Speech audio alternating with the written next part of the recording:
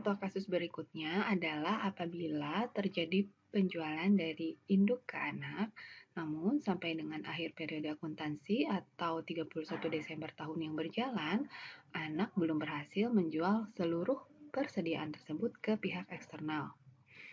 Jurnal penyesuaian yang harus disusun adalah yang pertama, masih sama ya, untuk menghapus penjualan dari induk ke anak.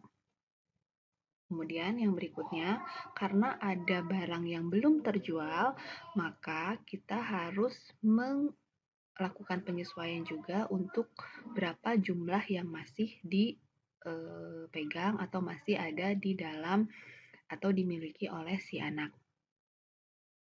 Oke, misalnya ini ada tahun 2020, Paul menjual barang dagangan kepada anaknya yang bernama Sal sebesar $900 dengan tingkat keuntungan 40%. Ternyata sampai dengan akhir tahun 2020, Sal belum berhasil menjual seluruh barang dagangan tersebut atau persediaan tersebut. Masih ada $200 yang belum tersedia atau belum terjual. Kemudian untuk worksheet entry tahun 2020, yang pertama yang harus kita lakukan adalah menjurnal penyesuaian untuk menghapus penjualan dari Paul ke Sal. Berapa besarnya? Yaitu sebesar 1.500. Dari mana? Tadi kita ketahui bahwa harga pokoknya adalah $900 dan kemudian dia memperoleh keuntungan 40%. Sehingga kalau kita kalikan, harga jual dari Paul ke Sal itu adalah 1.500. Jadi kita kurangkan penjualan dari Paul ke Sal sebanyak 1.500 dan kita juga harus mengurangi cost of sales yang dilakukan Sal ke pihak eksternal sebesar 1.500 juga.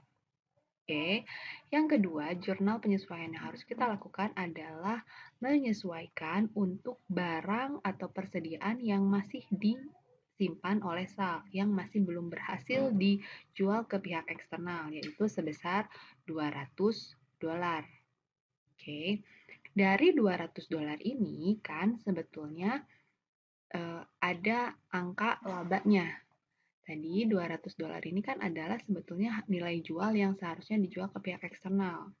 Tapi dalam $200 ini kan terkandung 40% laba ya, sehingga kita harus mengurangi sebesar 40% dari $200. Oke, kita belum boleh mengakui labanya. Kenapa? Ya karena barangnya saja belum terjual. Begitu ya. Berapakah besarnya? Yaitu sebesar $200 kali 40%, yaitu $80. Jadi cost of sales-nya di debit $80, inventory-nya di kredit $80. Oke. Yang berikutnya, mari kita lihat proses penjurnalannya dari awal. Ini soal yang tadi. Oke, kita urut satu persatu untuk yang Paul terlebih dahulu. Di dalam soal, Paul katanya menjual barang dagangan atau persediaan kepada Sal sebesar $900 dengan gross profit 40%. Maka, jurnal penjualan yang harus dicatat oleh Paul untuk mencatat penjualan ke Sal adalah kas atau cash di debit sebesar 1.500, penjualan di kredit sebesar 1.500 atau sales di kredit sebesar 1.500. Kemudian dia harus juga mencatat untuk cost of goods sold atau cost of sales-nya. Cost of sales-nya tadi adalah 900. Jadi cost of goods sold-nya di debit 900, inventory atau persediaannya di kredit 900. Oke, yang berikutnya yang harus kita lakukan adalah melakukan penjurnalan atas pembelian Sal ke Paul. Oke, Sal kan membeli barang dagangannya ke Paul sebesar 1.500.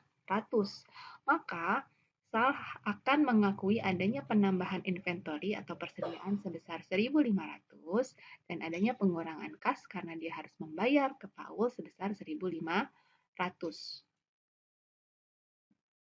Oke ya, kemudian apalagi yang harus kita lakukan? Kita harus mencatat penjualan Sal ke pihak eksternal. Tadi di soal katanya Sal masih memiliki $200 di akhir periode.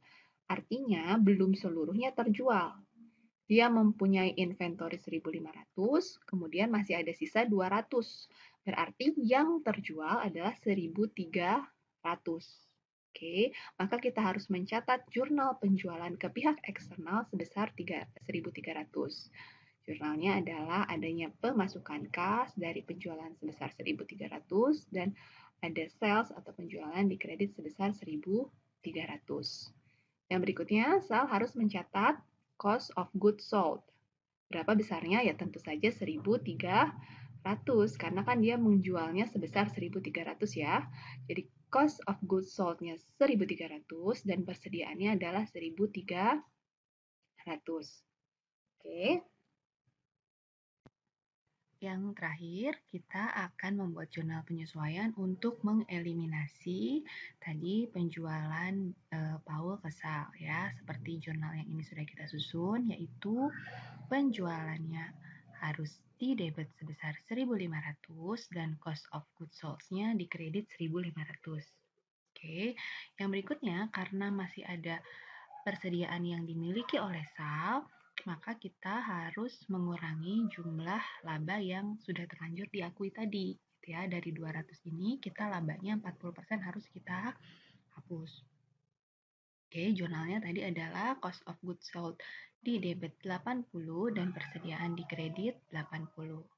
Sehingga pada akhirnya jurnal setelah tereliminasinya adalah untuk kas posisi terakhir ada di debit. Ini ya, karena yang pertama ada di debit, kemudian yang kedua ada di kredit, ini kita silang akan habis, dan yang terakhir tersisa adalah yang di debit sebesar 1.300. Oke, untuk penjualan posisi terakhirnya ada di kredit. Oke, ini kita ada yang di kredit pertama, kemudian ditambah 1.300, namun dikurang lagi 1.300, maka hasil akhirnya ada di kredit 1.300. Nah, untuk cost of goods sold-nya ini, sebentar. Berarti selama tahun 2020, Paul dan Sal itu sudah berhasil melakukan penjualan sebesar 1.300 ke pihak eksternal. Dengan cost of goods sold-nya berapa? Mari kita hitung. Cost of goods sold posisinya terakhir adalah di debit sebesar 780.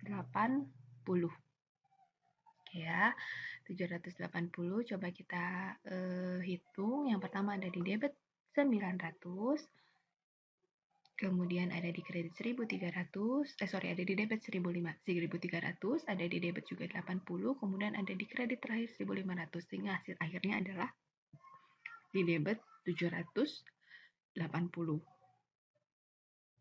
Begitu juga dengan persediaan ya. Persediaan hasil akhirnya adalah di kredit sebesar 780. Jadi hasil akhirnya jurnalnya adalah sudah sesuai. Paul dan Sal berhasil menjual barang dagangan ke eksternal sebesar 1.300 ya, betul ya. Nah kan awalnya 1.500 tetapi ada sisa sebesar 200, jadi 1.300. Dengan harga pokok sebesar 780 rupiah. Untuk mengecek apakah penjumlahan kalian atau penjurnalan kalian ini salah atau benar, coba kalian cek saja. Lihat ini, untuk harga jual 1.500, harga pokoknya adalah 900 karena dia mendapat keuntungan 40%. Coba kalian cek, betulkah untuk penjualan sebesar 1.300, maka harga pokoknya adalah 780. Jika ini sesuai, maka perhitungan kalian sudah benar. Oke, sekian pembahasan hari ini. Terima kasih atas perhatiannya, semoga bermanfaat. Sampai jumpa di video berikutnya. Wassalamualaikum warahmatullahi wabarakatuh.